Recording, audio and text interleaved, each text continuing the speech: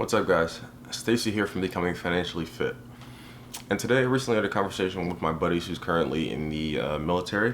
And he's thinking about making a transition out into civilian life. So I kind of went through a couple of the different questions that recruiters may ask him, and that he should ask the recruiters as well during the hiring process. So let me know what you guys think, if you guys have any advice on what he should ask to the hiring managers, or what he should be prepared for as he makes the transition from military life as a service member into the civilian world. So let me know what you guys think, and if you guys have any suggestions for my buddy. Thanks.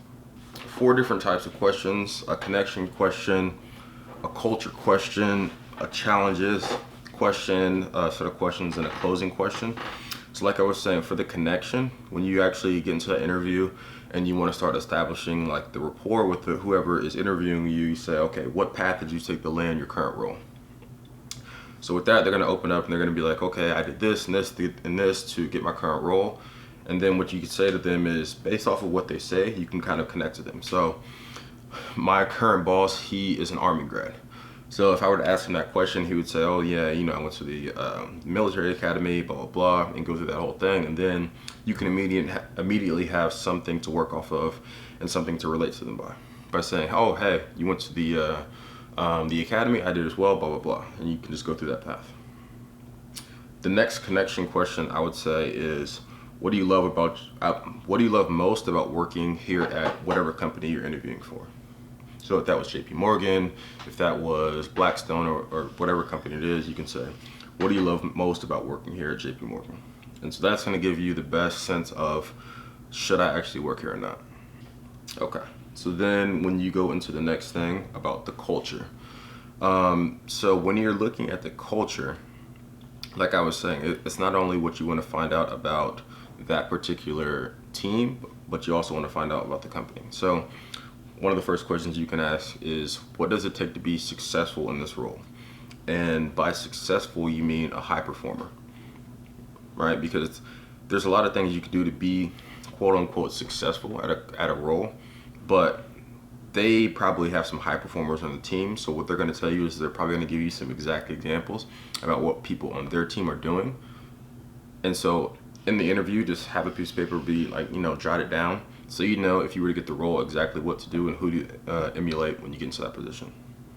Next thing would be to ask, and this is another culture question, are there any potential pitfalls that you could avoid as a new joiner for that team? Because they're going to tell you not only the good things, but also the bad things. And so you can use that not only as a roadmap for if you were to get that position, to see, okay, am I going to like this? Am I not going to like this? But then you can see, okay, now that I know the pitfalls, does this really seem like a job that I would want to pursue?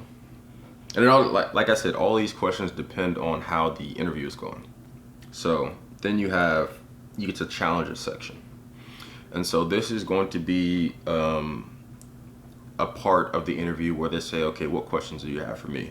So you can say, okay, what are some of the biggest challenges that your group faces? And not only in the short term, but also in the long term. And then if they start to go on to some of the challenges that they're facing, you could say, okay, so now that you told me about those challenges, what's the plan to fix those? And how can I come into the role and actually, add value to that particular plan? What are the biggest challenges that the group faces, short term and long term? And then your follow-up to that would be, what's the plan to combat those challenges? And how can I come into this role and add value in that plan?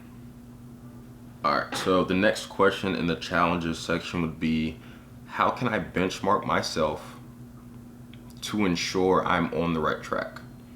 And so what that means is every company or every organization has a set benchmark about how they judge people. Like when it comes to like year-end rankings, they have bottom of the barrel to top of the class. So you want to know how they actually rank people, so you know what to expect when you get in there and you're going through your first review, just to make sure you're aware of the entire process, how they rank people, what it takes to be ranked high in that particular listing, just so you know you're not surprised when it comes to review time.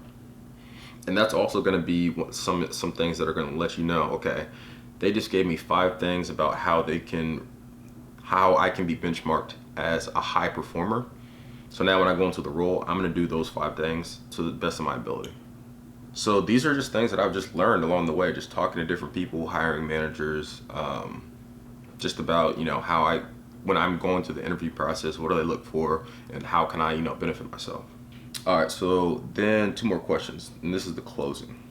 And so this first one is going to be good for you since you're currently in the Air Force, you're trying to transition out. The question is, what can I do to adjust to the learning curve of the new role?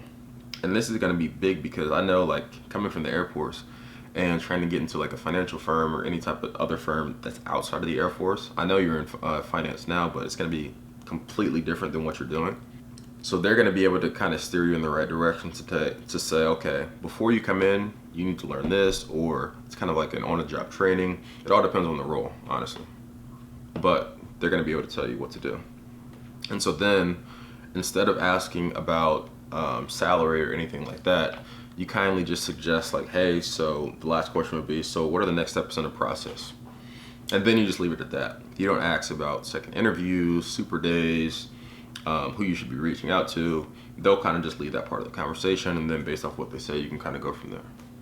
And then the last thing, this is going to be a question that they ask. You probably, obviously, you went through one interview, so you already know. They're going to ask about a couple strengths and a couple weaknesses. And what you need to do is you need to be able to talk about your strengths, but not brag about them, but just talk about them and how they can benefit you in that role. Because I think that's what they asked you last time, right? How can your strength benefit you for this role, or how can your experience benefit you for this particular role? Yeah, your skill set. So they're going to ask you for, like, use your current skill sets and tell me how that can fit into the role. And then the next one is going to be, let me know your weaknesses. But then when you're talking about your weaknesses, you have to be able to flip it, and you have to say, although, one of my weaknesses is, for example, I'm impatient. It's good because that allows me to focus on the details a lot more. That allows me to actually take a step back and to see, okay, what we're going to implement or what we're doing right now, is that really the right fit? And you can say it's helped you just take a bigger look at the picture, a more holistic look at the bigger picture, and you've used that to benefit you in your current role. No. Like I'm saying, one of my weaknesses is I'm impatient. I like to make decisions now. I like to go. I like to get things done. But I've learned that at a bigger organization like JP Morgan, you actually benefit from wanting to get things accomplished, but then again, taking your time and making sure you have every detail locked down, and things you're actually seeing the bigger picture instead of just wanting to implement as soon as possible. But yeah, I mean, those are going to be the questions that you can either ask them or they're going to ask you, and you have to be able to rattle them off. That has to fit into a story as well. Yeah, the STAR method, where you actually have to put it into a story, tell them about it, tell them about how you overcame that particular issue or that particular circumstance, and then get into how that either benefited you in the long run or how you've learned from it or something like that. They're also probably going to ask this. They're probably going to say, name a time or an instance in the past in your current role where you've had to deal with someone that you either don't like or you couldn't really get along with, and how did you deal with it? So you have to have a story like ready to go immediately. And honestly, I would say for the most part, the best interviews I've been in and the ones that I've actually gotten roles from, it's pretty much you go in there, they tell you about the role, you have a conversation on like a personal level, you ask them these questions that I was telling you about, and then the rest of the conversation is just like personal. But what can I think about an instance where I didn't like someone or someone I disagreed with and I had to deal with them? Off the top of my head, I could say, and this is just an example, I won't give you like something personal, but you can say, for example, hey, I had an old manager that was very interested in everything you did. They tried to micromanage everything, and they didn't want to really let you kind of branch out and take the lead on some things. So you could say, one way I overcame that was by having a conversation with them directly and saying, hey, like, I know, you like to stay involved and you like to know everything that's going on at every given second, but I would like to take this opportunity to kind of take on more of a leadership position in my current role, and maybe just give you updates on things that are going on instead of you telling me exactly how to do everything. And you have to frame it to like it's feedback for them to say, hey, like, I want you to give me this opportunity to kind of prove myself, to let you know that, hey, I can take some things off your plate so you can focus on bigger and better things. And this is also going to give me an opportunity to show you that I can actually lead and I can actually be a contributing member to the team. And I mean, you can use that example, but you can also use something that might be super specific to you. But honestly, they're just looking for a story. And if you can tell the story well, then you'll get it. And if you can get along with them, then you'll get it. But yeah, you'll probably have to go through 2 to 3 rounds of interviews. And probably usually after the second or third round, they've either made up their mind or they're going to make a decision. And usually they'll say, hey, like, it's going to work, or they'll say, hey, you know, you're not really a good fit for the team, and they'll move on. With HR, it's pretty much a conversation. They're not going to ask you anything that pertains to the role. They're just going to ask you about your background, a couple of different questions that we talked about. And she's going to ask, what are you currently doing? What have you done in the past? What are you looking to do? I don't think they'll get into any more detail besides that. They'll probably just pretty much go through what the role or what the rotational program is and what you can expect. And then they're going to say, hey, so what questions do you have for me? And I just gave you like 10 questions you can ask him. So just to wrap up, those were a couple of different questions that I think he should be prepared for and that he should have some stories for when he's going into the interview process. So if you guys like this video, make sure you give me a thumbs up and make sure you subscribe to the channel to stay updated on my posts in the future. Here at Becoming Financially Fit, we make videos about personal finance, financial literacy, savings, and investing. But I also go out of my way to actually help my friends in things like this through the interview process, or it's just if they have any questions about life in corporate America as well. So if you guys like this video, make sure you give me a like, and I will see you guys later. Thanks.